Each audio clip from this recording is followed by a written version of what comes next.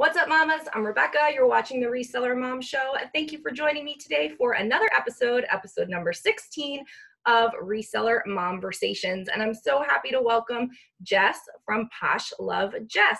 Thanks for joining me today. How are you?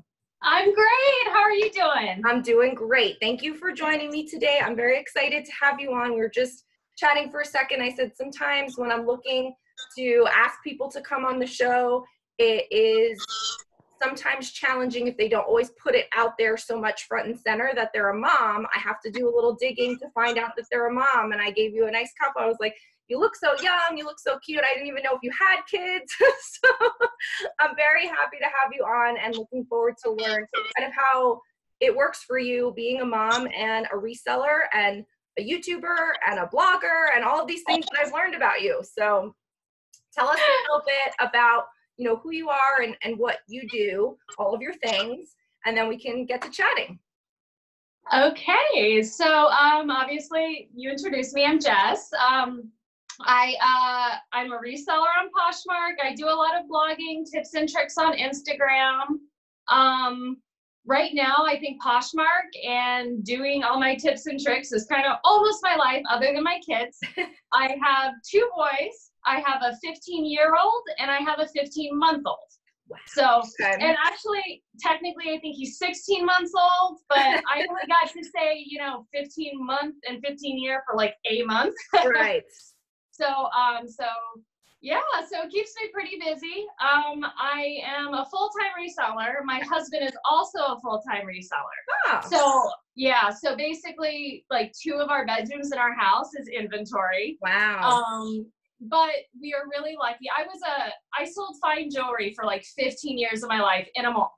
Okay. And it was great. I was a single mom for my first son for a long time, right? So selling fine jewelry allowed me to put food on the table, but I worked weekends, I worked evenings, I worked holidays, and I missed out on a lot of important things that I had to because I was working. Yeah. So I feel really lucky and blessed that my husband and I now are both able to work from home and be there for both of our kids, so it's really nice.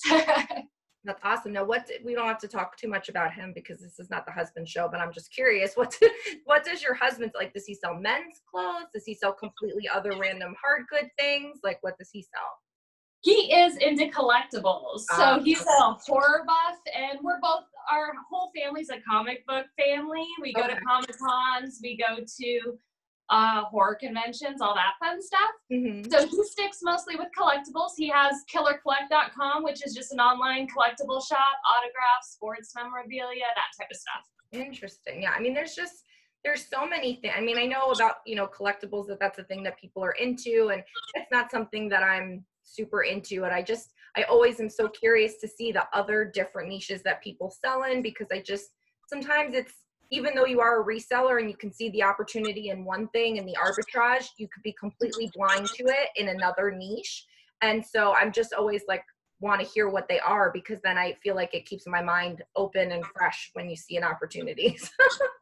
No, absolutely. Yeah. And what he does is even though he's another reseller, what he does is completely different from what I'm doing, Right. I'm sourcing, I'm, at Goodwill, I'm, just always looking for product and using mannequins and stuff, whereas his is, he likes a lot of 80s stuff too. So he finds some really cool nostalgic stuff. Right.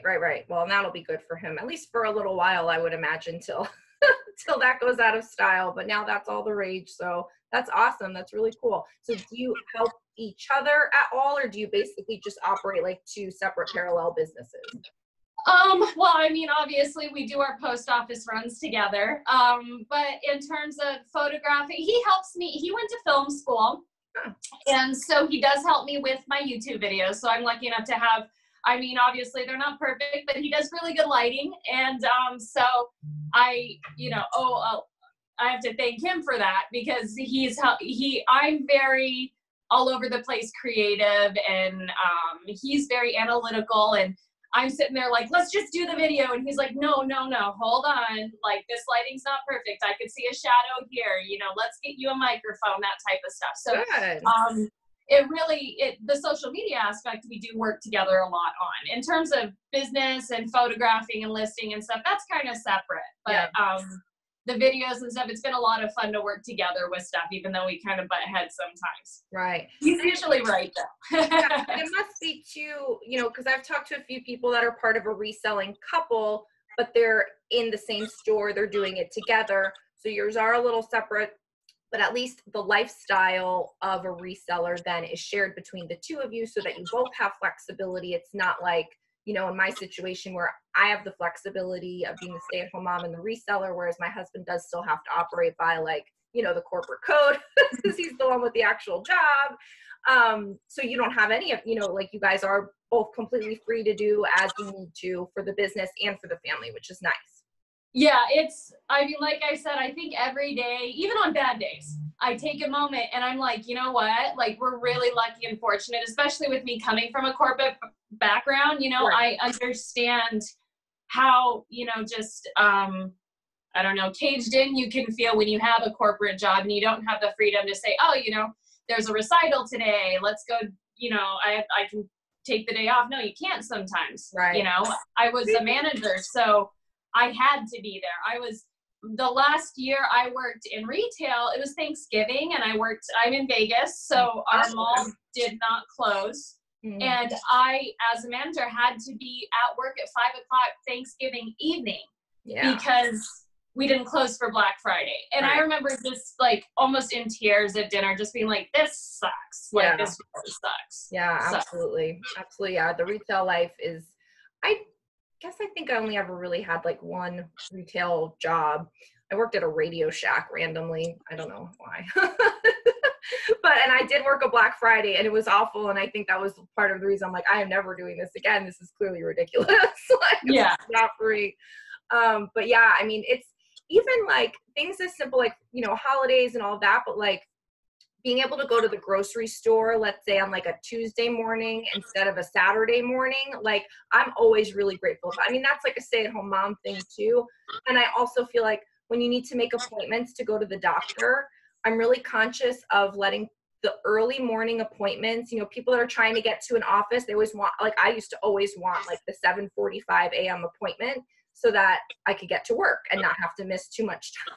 And so now I'm like, I don't work. I'll take the 10:30. That's fine. You know, like, so I'm just always like, I think it is nice to every once in a while have those grateful moments, like you say, even on a bad day, to remember what life could be like or used to be like, and how we do get, you know, it is nice. And there's a lot of little perks that you don't always appreciate.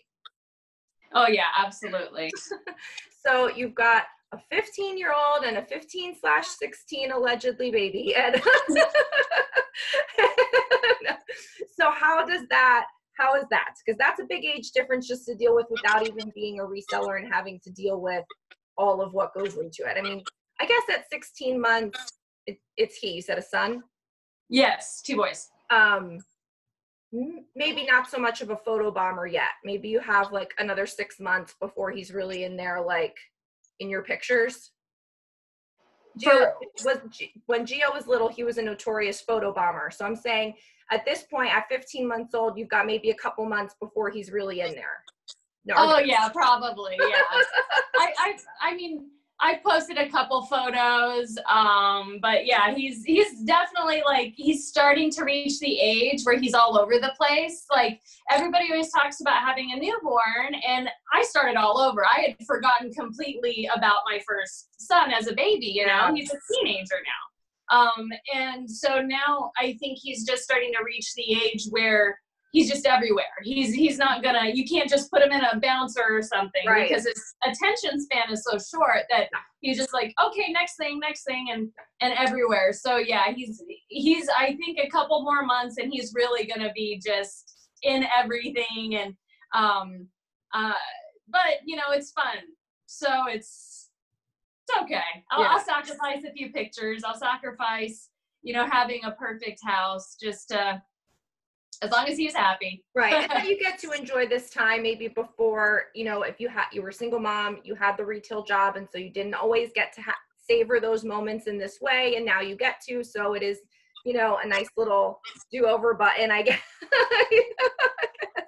Although I could not I don't know. I mean, Gio just only turned 4, and I'm still at the place where I'm just finally seeing the light of, you know, what it means to have independent play, and that we can talk and I can still do something and he's not terrorizing everything. And so I'm like, the idea of doing it all over again would be like, no, I would have to be very far away from this time. So maybe the age gap is a good thing because you get your perspective back. Well, my perspective's completely changed too, because I was younger, like I loved being around my kid, obviously, but it wasn't like, I don't know, maybe I was 19 when I had my first son. So yeah, there goes. So it was like, I didn't realize how important those moments were, I think. Right. And so now I'm almost overly emotional sometimes. Like, I'm just like, oh, you know, I get tears just thinking about silly things like, you know, Christmas morning and stuff like that. And, yeah, perspective definitely changes quite a bit with such a big age gap. And you know how fast it goes because everyone tells you that, and you know, but you don't really know until it's over, kind of thing. And I don't really like get too emotional about things that have passed, except that oddly enough, when he mispronounces things, Gio, like when he says, you know, he used to call an elephant an ellip. And then all of a sudden one day it was elephant, and it was like, oh, but no one ever told me that this was the last time you were going to say ellip, so I could like remember that. And that gets me every time. Whenever he, like, now, what does he say? I'm eyeing on you, mommy. I'm eyeing on you. And like someday he's not going to say that anymore. He's going to say, I'm watching you, or, you know, wherever you should say it. I'd be like, whatever happened to eyeing on me and sneaking on me? Where'd that go? Anyway, so does the 15-year-old like the reselling business, help with the reselling business? He's obviously old enough. You could put him to work a little bit. Does he? So I made him download an app. Instead of getting an allowance, I pay him $10 an hour, and he clocks in and out on his phone. Nice. I have him share my closet for me. Great. Wow, $10 an hour for sharing the closet, man. Yeah. That's nice. So, well, I mean, it's $10 an hour. So it's like if he were to go get an actual part-time job, I figured that's about what it was. I use a virtual assistant, so I don't pay anywhere near that. So, but yeah, I mean, he really, I very much encourage him. I feel like there's like an age generation there where it was like, you grow up and you do, you know, you go to college, you go get a good job in a bank with good benefits and stuff like that. And I think my husband and I really try to stress like doing what you want to do and having flexibility. And as long as you learn what you're doing, you can do anything. So right. I really like the idea of him getting firsthand experience with, you know, doing reselling. And I try to explain to him, I brought him sourcing with me. And I try to explain to him, you know, here's how you look up sold listings. You know, just because you find something doesn't mean it's worth money. How much could you sell it for, you know? And of course, you know, he walks out the first time with a handful of VHS Disney movies, and yeah, I mean, he enjoys it, I think. He's still a teenager, so he'd rather be on his Xbox most of the time. But at least it's a skill. It's a skill like riding a bike. Once you kind of teach them to see the opportunity or the value or the arbitrage in something, you know, and maybe a little negotiation and maybe a little discipline, once they kind of have that, they could pick that up any old time, you know? And that's what I like about kind of bringing, even though he's very small, Gio into the mix of things and letting him see what this business is, because at the very least, I know as long as this kid could buy something and sell it, he can eat that day. You know what I mean? Something happened to me, like to my husband, you know, like if he was all alone in this world someday and he could buy something and sell it, he'll be okay. I mean, I don't know. That's it's a really 100% way to think about it. But I mean, that's a good service to give to our kids, you know. 100%. So that's cool. So he's, and what does he think about the YouTube of it all that you do and the social media and stuff like that? Does he know? Is he embarrassed or? I mean, at that age, I think at the very beginning, because I just hit 5,000 followers on Instagram. Nice. This morning while I was sleeping. I was like, oh, I didn't even get to see it. Yay. So I think when I first started kind of gaining traction with my tips and blogs and stuff, I did do like I've done social media before. I used to have a Las Vegas blog. So it was on Facebook though, not Instagram, and I had about 50,000 followers on that. So actually, because of that, when we had an incident, we had the shooting here. Obviously, it was a horrible event. Yeah. I'm born and raised here, so it was very near and dear to my heart. Right. And we organized a walk for it across the strip, and it was like 5,000 people strong. It was a pretty big event. So he already kind of had the like, I don't know, taste, I guess. He already kind of knew that, recognized me as you're being an out there social kind of, you're an out there kind of person, and interwebs. Yeah. So, but I mean, I don't do the blogging anymore for Vegas. But I'm doing blogging obviously now for my new passion, Poshmark, now that I'm obsessed with it. And now that I think for him too, Instagram was like, wow, Instagram, like Facebook's like, oh, like, right. How old are you? Like, he doesn't even have it at Facebook, So, but yeah, he enjoys it. He does, when I do my drawings, I do giveaways every Sunday. Again, I pay him. He has to go through and get everybody's name and enter it into the name picker thing online. So, I think he thinks it's really, like he said, he thinks it's really cool, but he's almost used to it now. I feel like the novelty's almost worn off a little bit. Right. But that's cool because I mean, I don't know, for me, it's still a very fun and interest. Like, I can't believe that put stuff online and people want to see what I have to say, or that I want to see what that lady has to, like, it's so weird. Like, the whole idea of it is so weird. Yeah. I have, only my sister is my local reseller friend. Like, she's really the only reseller friend I have locally where I could see you and we could talk about physical stuff. Everybody else is in the, ether, and it's just so funny how it all is. But I am really curious about the blog aspect of it, because everyone that I've had on Momversations or that I've kind of followed, I don't really follow blogs.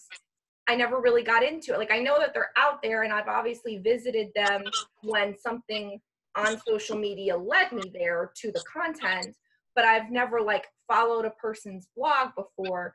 How do you do you know how many viewers you have? Do you have a lot? Like, I'm just really curious, anything you want to share about blogging and that as a medium instead of, also YouTube and also Instagram, which for resellers seems to be like the big deal. I'm just really curious how a blog goes in the reseller world. My blog has been pleasantly successful, I feel like. When I had my previous blog that was Vegas based, I had a lot of followers, but obviously the algorithm on Facebook, sometimes you posted something, no one would see it. Sometimes you posted something and it would end up on the news, I have on mine, when you go to my website, obviously you can subscribe. Mm-hmm. I never sell my email addresses, obviously. I'm not about that. I want people who want to hear or read what I have to say. Right. And some people like watching videos. Some people like reading, right. Some people are at work and they can't watch a video because of the volume. So the blogging's there. So if you subscribe to my list, I send you my new blog posts as well as my new blog, videos that come out. I've always been a writer, since I was very young. And it was funny because I never thought I would make a career out of it. I always tried to start a book and never. But then I feel like blogging just came really naturally to me, and I enjoy it. Sometimes I write something and I'm just like, wow, that sounds good. I love the wording I use here, and I feel like I can give a lot of good content too, in kind of a different way. So I mean, I really enjoy it. I haven't come across any other Poshmark blogs, lots of videos, but I know that there are, but like I said, I've never really, because to me, I feel like because I'm always doing something else, my content that I consume for reselling has to be on the go mobile. And honestly, I have YouTube Red. I don't really watch videos most of the time. I listen to them. Either I'm walking, I'm at the bins, I'm in the car, I'm folding laundry. I'm never actually really watching the video unless I have to see that particular thing. most of the time I'm only listening to it. And so that's why I think even though I knew that there were blogs out there, I've never really read them, because that means I have to sit and only read the thing. But that makes sense. Like you say, if somebody's at work, they cannot be listening to this video or having that on their screen, but they could, sneak and click on and off the tabs or whatever, and read good information that way. So that, and a lot of people do it as their second side hustle thing. So that's actually a really good point. That, the stay-at-home mom lady these days isn't even thinking about. That's really interesting. So do you post every day, once a week? How does I try? My goal, so obviously if you do this full time, I'm sure you have a set schedule during the week, because people don't even realize what a necessity that is. It's a flexual. I think I'm going to start calling it a flexual. It's not a schedule, it's a flexual. Like, I like that. It's like in flux all the time. I need to make an actual word. That's a good word, though. I feel something like that. I have to write it out and see what flex, because it's scheduled. I don't know. So I won't do it live now. I'll come up with it later. But yeah, mine's kind of like that too. Nothing's set in stone, but this is I kind of have these are the things that I'd like to do this day. Yeah. So Tuesdays and Thursdays in a perfect world. And this is something I like to do when I'm winding down for the day. My house, obviously we got 2 boys, we got my husband, we've got a zoo, we've got 3 dogs, 2 cats, and a tortoise. Wow. So I'm working on a hermit crab, but my husband says no. Oh, but yes. better to ask for forgiveness than permission, right? Yeah, until they get your finger, and then you're cursing everything known to man. So I'm anti-hermit crab based on experience. So I like to wind down. I'm like, you guys, okay, do whatever you got to do. I'm going up to the room. I'm locking myself in there for a little bit. And I like to write to kind of wind down. Tuesdays and Thursdays, 2 a week would be great. I try to do 1 video, 2 blogs a week. Okay. In a perfect world, that's sometimes I do more, sometimes I do less. I'm not gonna, persecute myself for not doing it, but that would be, I feel like, an optimal amount for me. Blogging, one other thing that people don't realize, you have to keep doing them. You'll see a lot of people that start blogs, and then when you go and you read this, they're like, well, I haven't done anything in 6 months. So in order to have successful subscribers, it's just like YouTube. You need to keep putting out fresh content and coming up with new ideas. And Poshmark and reselling in general is just amazing, because there's so many different, I feel like I have a limitless well of topics. Oh yeah, I'm constantly reprioritizing my video list of ideas, and I'm like, and some of them just don't end up happening because it's like, okay, I'm probably going to need a cameraman and 6 stunt people to do that video, so that's probably not going to happen anytime. Sometimes the idea is bigger than what it is, but mostly it's just me chatting. But yeah, because I've watched, some of your videos. I have to say, I didn't get on the blog. I wanted to get on the blog before I talked to you, but now that's going to be my homework after this, because I am just really curious about, I don't know, I guess now it's I'm so used to consuming video or a podcast or Instagram. It's so visual, even though I'm usually only listening to it, that I guess I would read the same things that you're saying in a video. I don't know. I just find it so, if I were to sit down and write something, I don't know what I would write. Yet when I sit and tell you everything that I'm doing, it just comes out. So that's why I guess I'm kind of curious, for you, is it more natural to sit and write a blog post because you're more of a writer at heart, and maybe less second nature to do a video? Or do you think that they're equally normal for you? I think that for me, my forte for me is probably always going to be blogging. I love videos. I absolutely love them. I'm just now, and you've done a bunch of, obviously you have an extensive background in the YouTube videos. It was really hard, not really hard. It was difficult.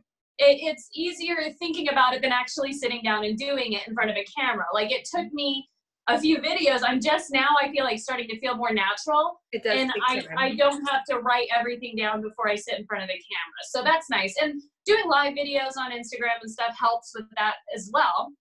But blogging, I tried this yesterday. So yesterday I did I'm not plugging my video here, but I thought I did a really cool tip yesterday on how iPhone, I don't know if you saw my post, but there's actually an option to measure using your phone.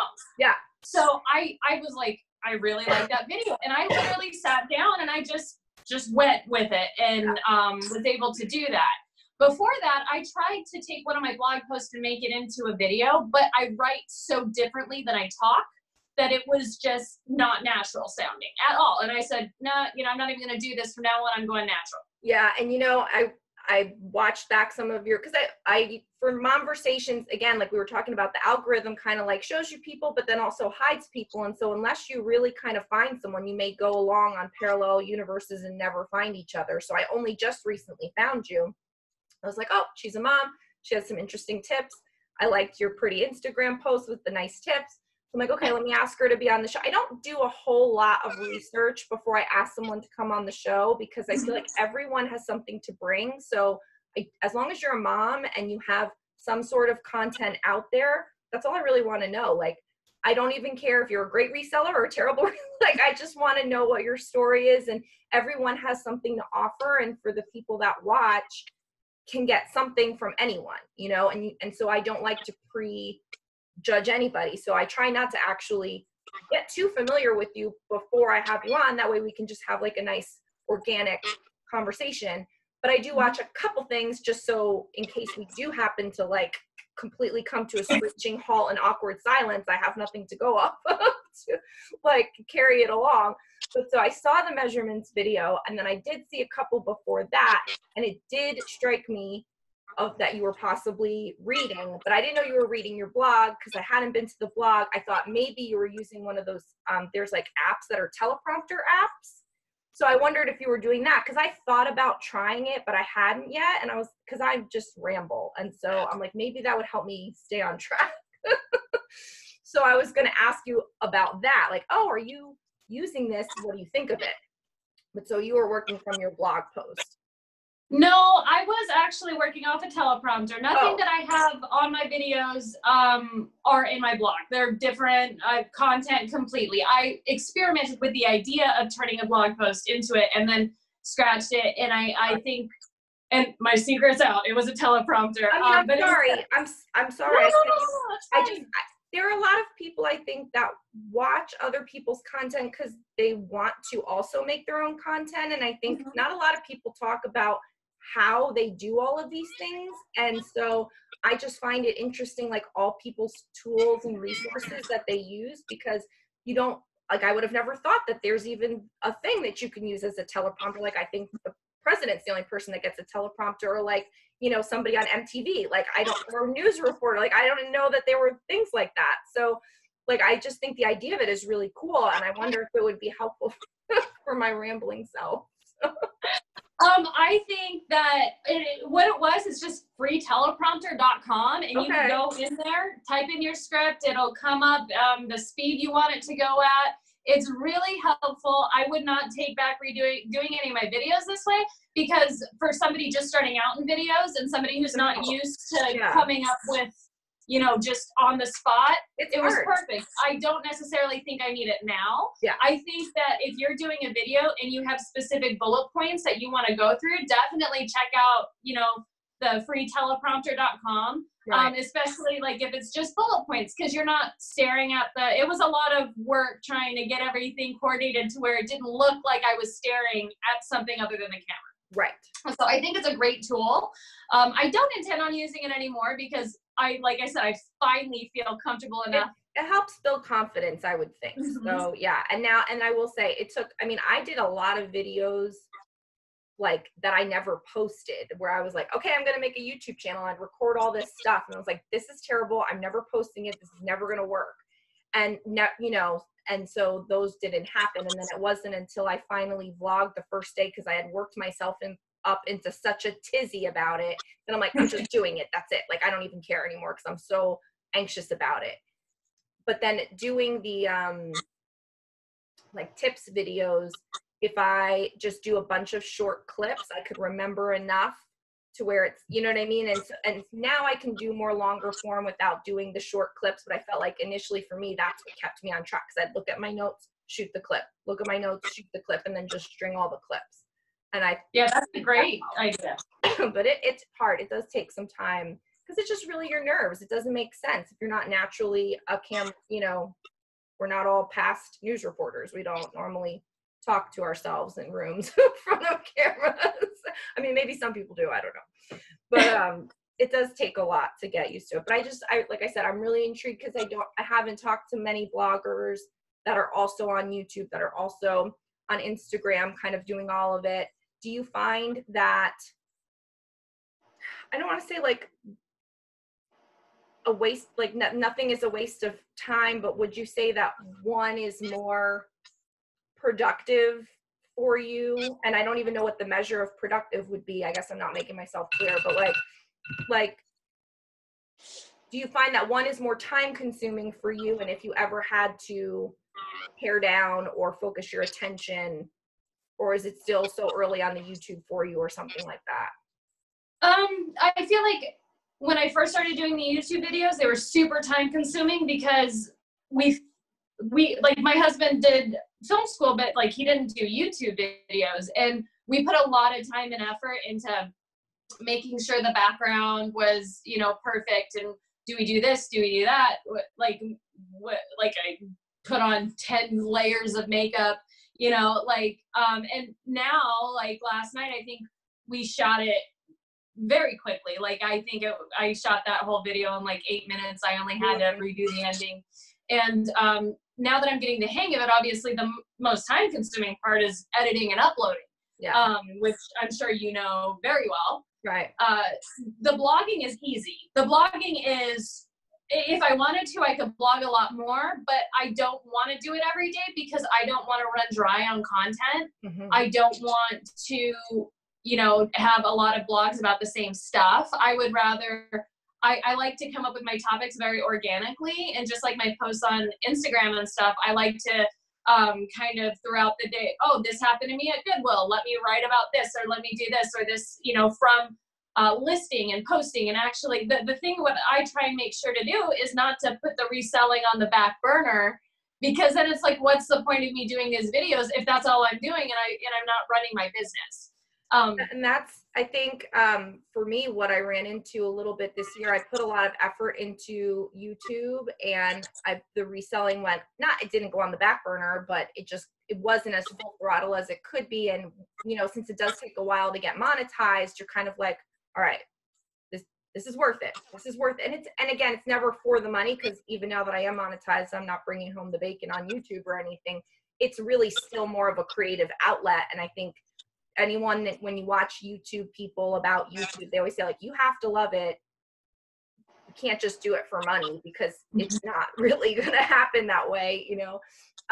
But you can, you know, keep going with it, and eventually it does make you a little something. And so for me, I enjoy the communication and the feedback and the having the other moms and that community there, that it's nice. I can't stop it because I like it too much, but I do have to kind of like throttle it sometimes, because I could easily just do YouTube about reselling and then say I don't want to resell anymore. I could totally say, I'm just going to make a YouTube channel about reselling without actually reselling anymore. Is that possible? That would be great.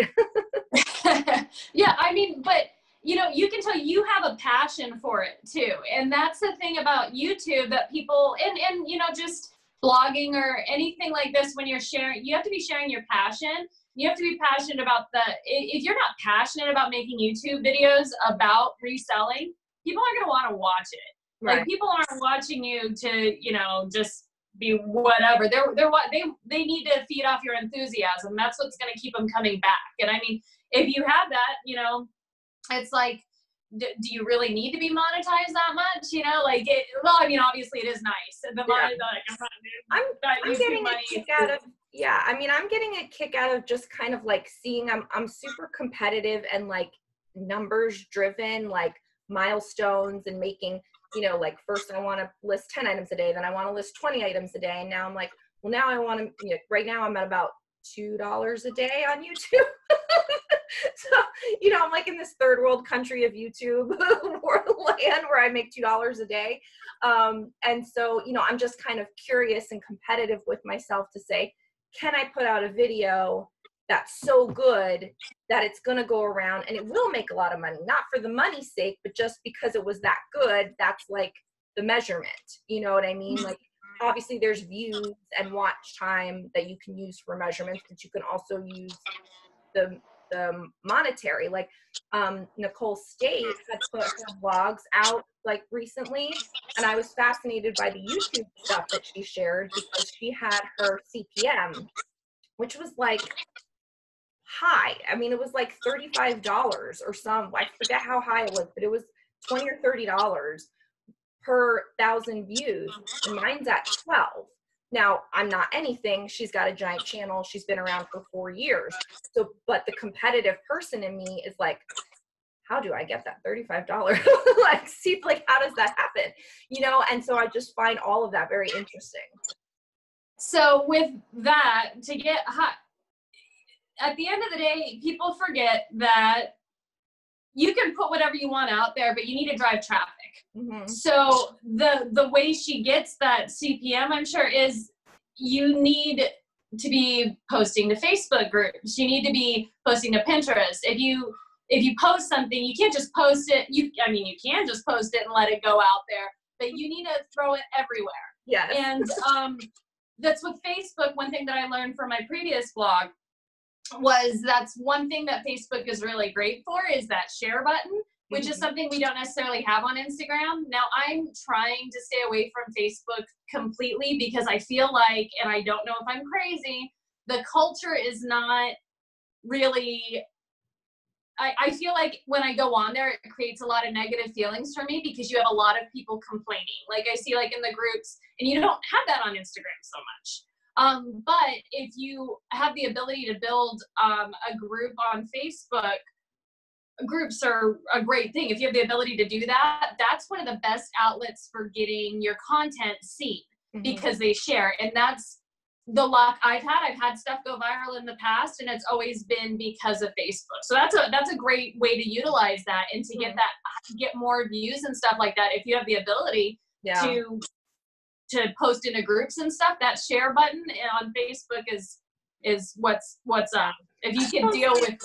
I've posted a few things in the mom focused reseller groups because again, mine is so specific. I mean, obviously I think anyone, and I do know that there are men and that there are non-moms that watch that have commented, and I'm so appreciative of them because I do target basically everything to moms because that was the whole reason of starting the channel. I felt like that voice in that community specifically was lacking. And that's what I needed and that's what I wanted to put out there. But really the tips and stuff anyone can use. It's not just because you're a mom. My argument, and actually I think I may do a video about this in the future, is like, really, if you're a not mom reseller, you should watch everything that a mom reseller does because we have to be way more efficient than you. And so like, we're the best kept secret that there is. That's so true. You cannot mess with a mom trying to get stuff done in a day. Like there's no way. So like, I feel like that's where the hyper focused productivity comes from, and the multitasking and the, clearing out and focusing down what must happen that's most important to drive sales or whatever, because we don't have time coming out of our ears. Like, we're busy people. So I should do a video on that. That's a good idea. That's actually so true. So you do the blogging. I did like if people watching haven't seen your measurements video, I do think that's really cool. I have monkeyed around with that app. I don't know how I feel about it, but I do think for someone that doesn't do measurements, that maybe wants to, like, maybe you would dig that. Maybe that's a cool way. I don't know, because I'm so used to doing it myself. I don't know if I could go that way. Like, it's a big behavior change to do. But did I understand correctly that you weren't a big measurements person? That you don't do it? I got a lot of slack. One of the first posts that I don't do measurements on clothing. Okay. I don't. I sell and right now my closet's like cut in half. I did some mystery boxes that cleared out a huge portion of my closet. And so I have a lot, but I'm rebuilding it now.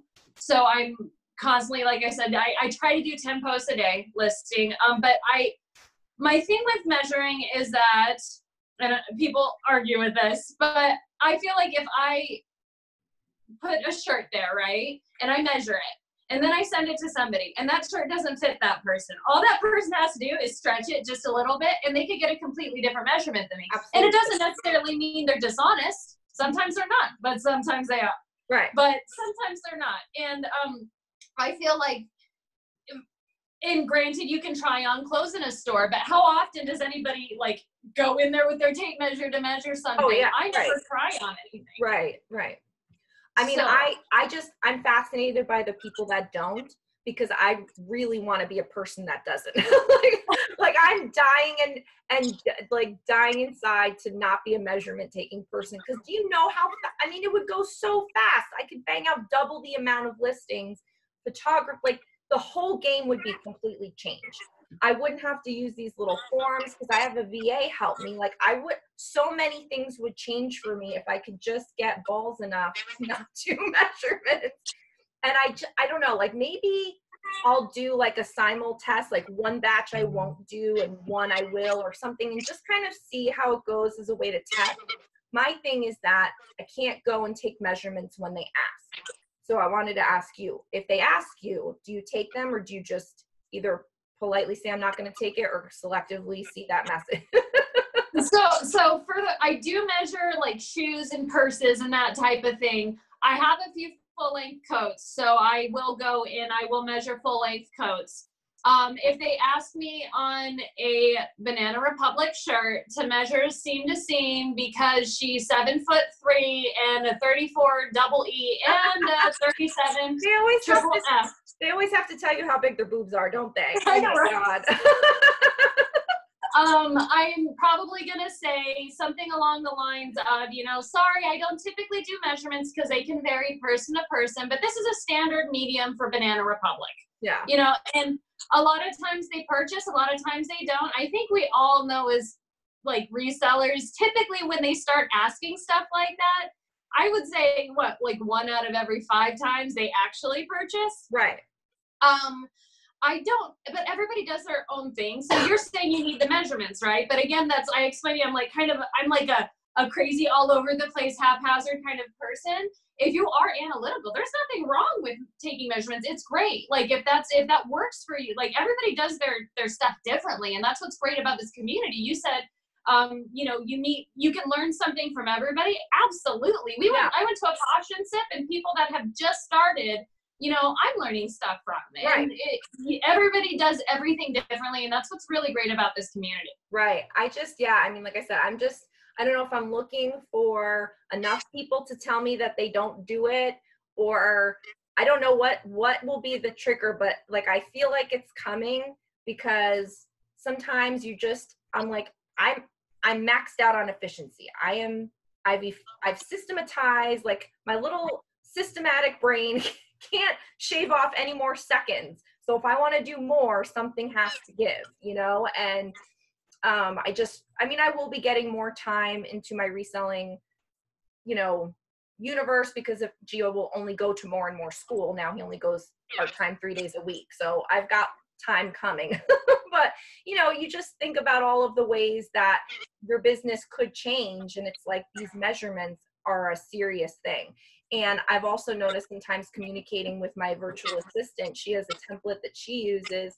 And so sometimes even though I'm saying armpit to armpit and length, she's got it over here as waist, across laying flat and length. And I'm like, so there's just a lot of errors that can come up when you transfer information from person to person. Before I even had a photographer, so I'd give the items to the photographer, she'd communicate it to the VA through pictures and measurements, then it would get listed. And it's like, through that whole process, 10 things could go wrong, and I'm still on the hook for that, possible return or whatever, because of an error, because of that. And that was putting the measurements. So it doesn't always solve the problem, because I was always of the school of thought, like, it helps CYA cover your butt with measurements, but sometimes, as you point out, that's not the case. And so someday. I mean, that's the thing. I mean, and it's whatever. We're going to get returns. We all know we get cases open up. That's perfectly fine. But I mean, personally have never looked at, I mean, granted, I don't have those crazy measurements like we know some of our customers have.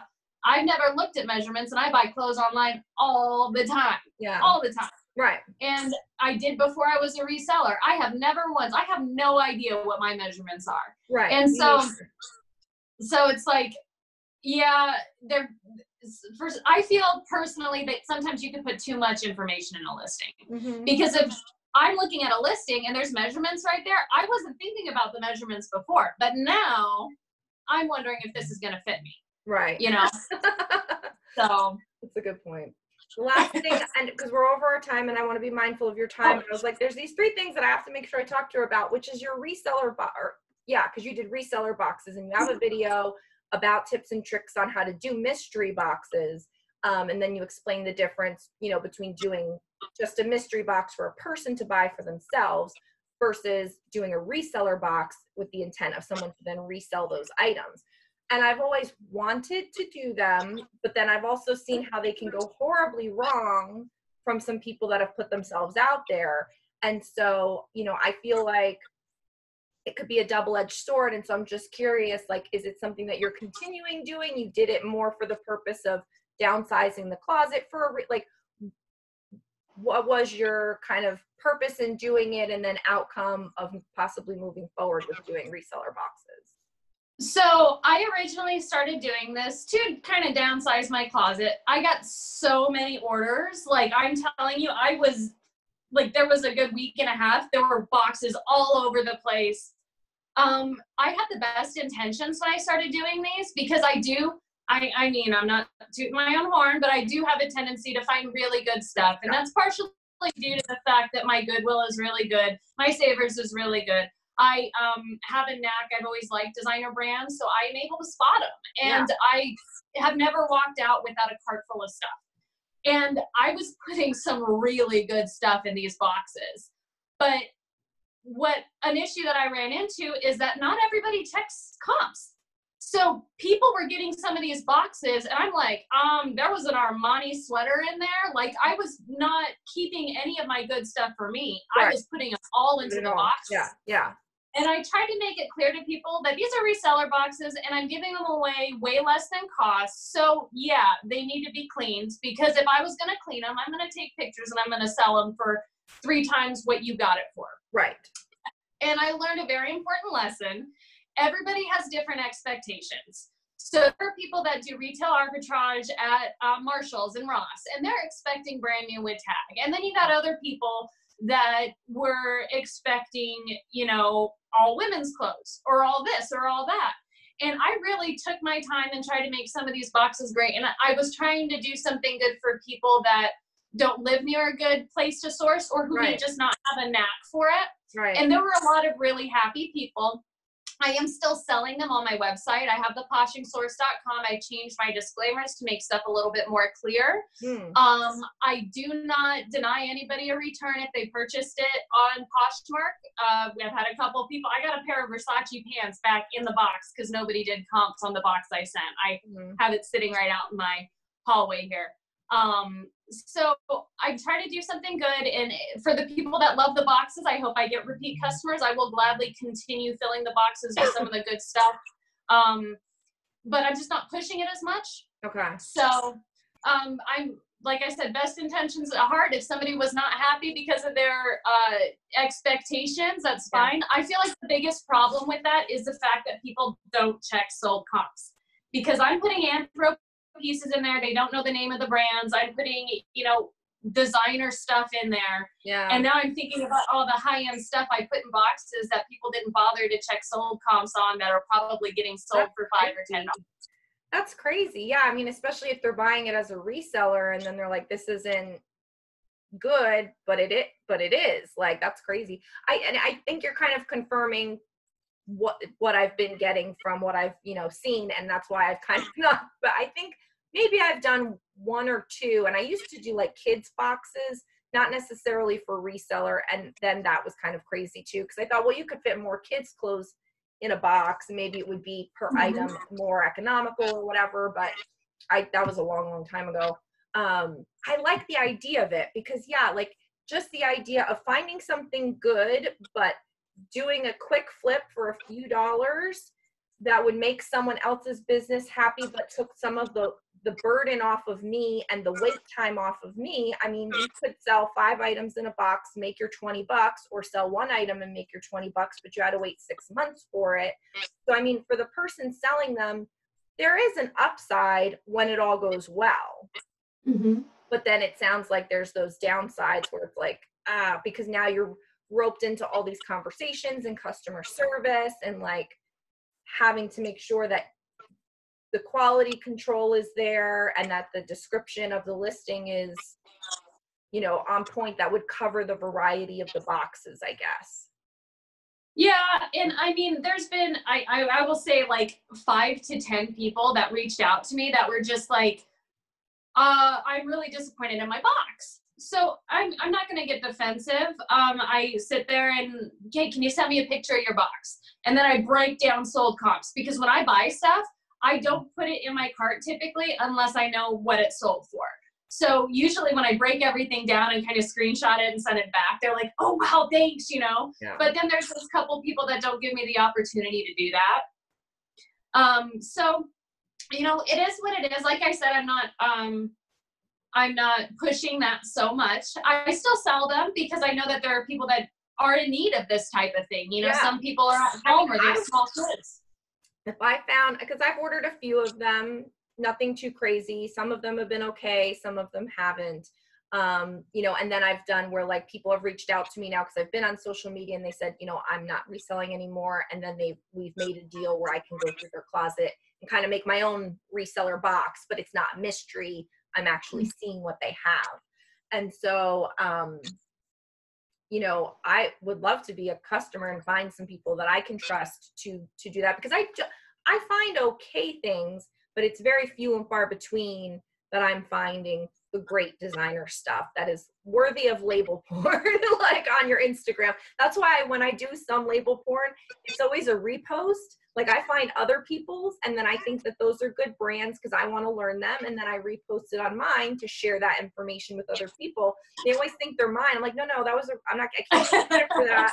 That was a repost. That's somebody else over there. I'm just sharing it because I thought they were good brands for you to know too. But yeah, so well, maybe I'll work with you separately. Maybe I'll buy some of them. But yeah, I just, like I said, everybody does different things. And, you know, the measurements video, the reseller boxes, the blogging, like those were just some unique things that I thought, you know, I don't always talk about with people that I wanted you to highlight. But I'll, you know, again, and being mindful of the watcher's time and your time, we can wrap it now. But I did want to offer, like, is there, because you are a reselling mom, is there any word of wisdom, word of encouragement that you would want to share with those that are watching? Everyone has such a unique perspective, and I always think it's very interesting what you might want to leave people with. Disconnect. Like that's my biggest thing. And I'm constantly in myself like, yeah, I'm doing a million things. And yes, I'm getting offers at 2 a.m. and obviously Instagram notifications all day long. Don't forget to be grateful for what you're doing this for. Like I have to sometimes turn my phone off and be like, you know what? Hang out with your baby for a second, you know, hang out, go do something, have a conversation with your son. Like, so I would say if anything else, just remember that the grand scheme of things, the reason you're doing this, and it's not just for moms, I guess, just people in general go for a hike if you don't have kids, you know, enjoy the things, go have brunch on a Tuesday, like go do things and remember why you're doing this. IRL in real life. Yeah. Yeah. Good. No, that's great. I appreciate that. And I think, you know, everyone watching will. I think there's some people that are really good at being, I want to say calm. And then there are other people that get really sucked into, myself included, the competitiveness, the hustle mentality, the you can do more. How do you do more? For me, it's how do I do it faster and get more done in the same amount of time? Like that's my little rat wheel. Like I just can't stop myself. So yes, I think those are really great words of wisdom. Tell everyone where they can find you, the website, the blog, the all the stuff. Posh Love Jess, poshlovejess.com, okay, Instagram. Okay. Awesome. And I'll link your YouTube and your Instagram below. so that way they can find you there. So thank you so much for being on. I really appreciate it. It was really good insight on a lot of things that I don't get stuck to someone about. So I really enjoyed it. Thank you. Well, thank you for inviting me. I was so flattered when you reached out to me. So I'm glad we connected, and definitely see you at Posh Fest next year. I'm hoping. I think this year coming might be the year. I'm going to need to call all the forces of the village that takes care of Geo to make it happen. I think it all depends on where it is. I mean, in the back of my head, I'm really hoping for an Orlando one because we are a big convention destination, but we're not a big fashion destination. So I don't know if that place, I mean, I don't know that Phoenix was, so I don't know, you know, I don't know, but yeah, I mean, if they could ever, or Miami, you know, if they had it in Miami or something, like, I feel like a Florida stop on the convention circuit is warranted. Like, it's a big deal. I mean, I know you're in Vegas, you have your own, I'm sure you're hoping for a Vegas. I'd like a vacation, to be honest. Yeah. Like, it'd be nice. I mean, okay, if it's here, that's nice, but I didn't go last year. This is going to be my first one, and I'm totally down to go. I would really like to go someplace else. But Florida has cheap plane tickets. Yeah. So everybody will have, you know, it'll be easy access because they're like, because you said it's a convention place, tons of free, or not free, cheap tickets. Right. So. Right. Absolutely. No, we'll see. I mean, when did they announce it? I guess over the summer they'll announce it. And that's the other thing too. I feel like I would need like a year of planning in order to line up all of the care and configurations that I would need to, you know, because I don't know. I mean, I guess at some point Gio will be old enough where my husband could like do a 3-day stint by himself, but I don't feel like it's now. I mean, I don't know, like he could, you know, aside from the, like he works, but you know what I mean? Like, I feel like he would just need a little extra helping hand. It's a lot. Yeah. I mean, especially like, you know, like you said, you're so used to being on like the little rat wheel and you've got your system down. So it's definitely difficult for someone to stand in and take over that role when they're not used to it, especially if he has to go to work every day. So yes, I'm working on a sister date with my sister to go and see Cats when that comes out for Christmas. Like that takes a month's worth of planning. So like the 3-day trip to Posh Fest seems like monumental efforts right now, but I'm going to get my cat. I'm going to go see Cats. That's my thing. I'm excited. All right. I will leave you. Thank you so much. I appreciate it. Have a great day. For those that are watching, thanks so much for watching. Check out a new Momversations next week on Saturday. And please go ahead and like this video on your way out and subscribe if you haven't already. Bye.